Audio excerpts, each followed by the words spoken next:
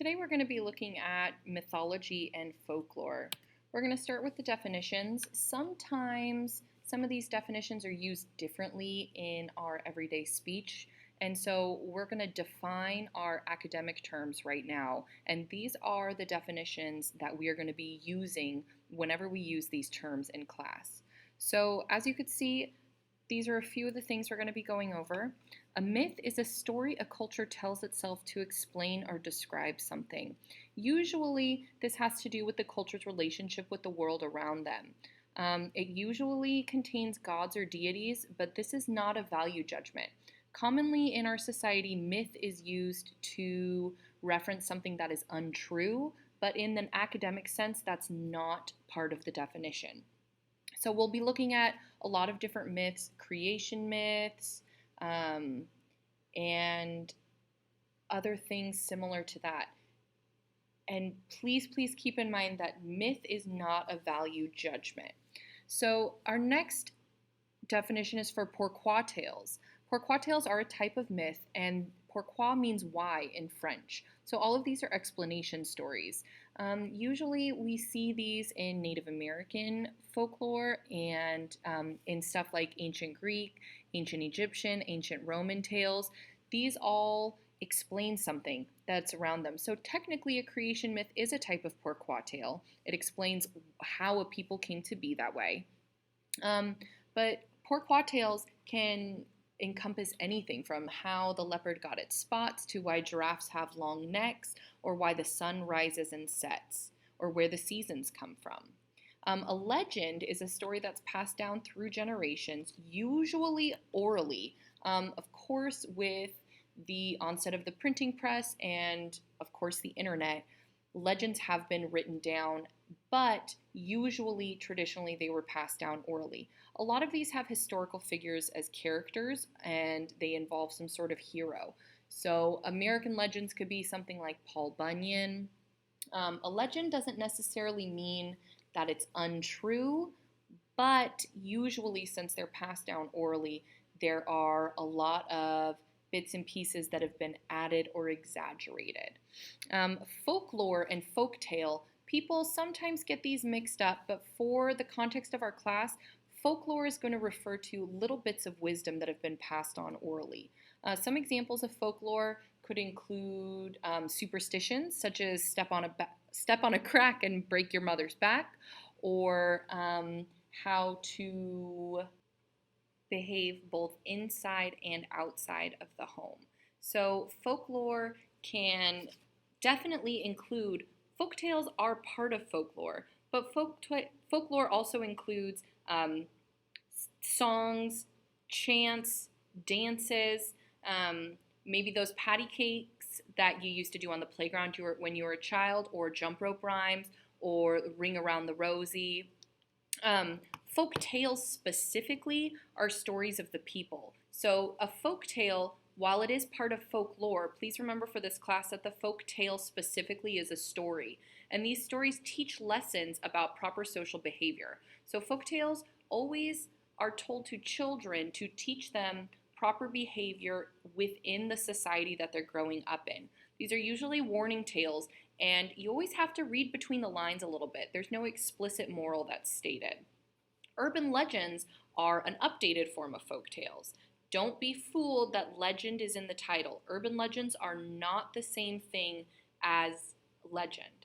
An urban legend is a modern folk tale. It doesn't have a clear origin, and it always happened to somebody who knows somebody else, right? Your friend's mom's sister's boyfriend's son, or something to that nature. There's always a few degrees of separation with an urban legend, and we'll be looking at some more examples of these later. A fable is similar to a folk tale, but typically they're animals as characters, and there's always an explicit moral stated. So that's the big difference between a fable and a folk tale. A folk tale, like I said, you have to read between the lines, but a fable has a moral explicitly stated at the end, such as the tortoise and the hare. Slow and steady wins the race. So going further into pourquoi tales, as I said before, pourquoi means why in French, and it's like an origin story. So if you think of superheroes, right, they're always stories about how they got their powers and how they came to be that way. So you could think of pourquoi tales in the same way. It's usually a fictional narrative, and we see these a lot in Native American culture, ancient Greek and Roman cultures, and even in the Hebrew Bible. So, for example, creation myths are a specific type of pourquoi stories, and they explain the origin of where humans came from, or the earth came from, or a specific culture. Keep in mind that a lot of the stories we'll be looking at come from cultures who were isolated regionally, so they may have thought that they were the center of the earth, and they may have never come across anybody else who was different than them. So please keep in mind that these tales and myths, they are not value judgments. And every time we look at them, even if they're still in progress and in belief today, it is very important to not pass a value judgment. During this unit, we'll be looking at some specific examples of creation myths. So creation myths are usually symbolic narratives of how the world began and how people first came to inhabit it. So, like I mentioned before, even though in our popular usage, myth refers to fake or false stories, remember in an academic context, it does not imply that something is false. Each culture who speaks or who tells their creation myths generally regard their creation myths as true. So I want you guys to think a little bit about how we have creation myths in our society today. Are you perhaps part of a religion that has a specific creation myth, or part of the scientific community that has a specific creation myth? Remember, a creation myth just says how the earth came into being, or how humanity or culture specifically came into being. So there are many types of creation myths, and we'll be looking at examples of all of these throughout this unit.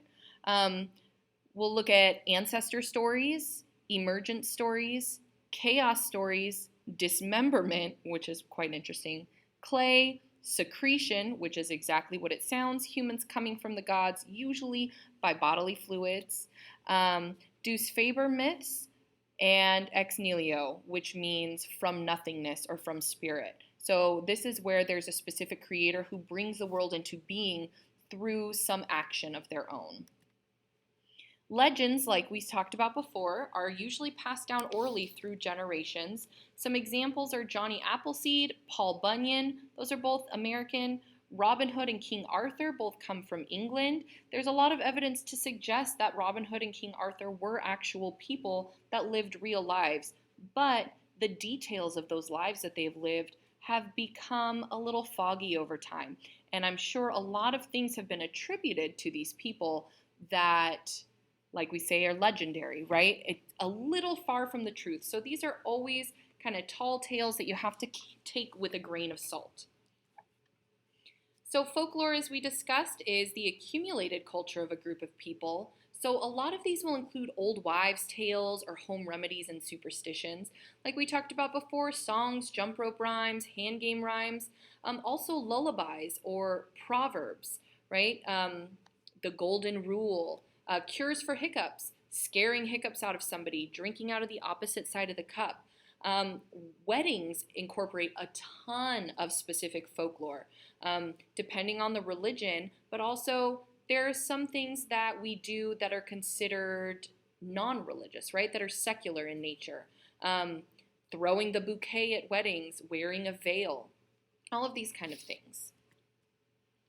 Folk tales are the stories of the people. And so remember, these all teach proper social behavior. Some great examples of these come to us from Germany in the form of Grimm's fairy tales. So the Grimm brothers, they traveled around Germany and wrote down and recorded all of these stories and these local tales. So the Grimm brothers aren't responsible for actually writing them, but for collecting them. So they were like the original folklorists.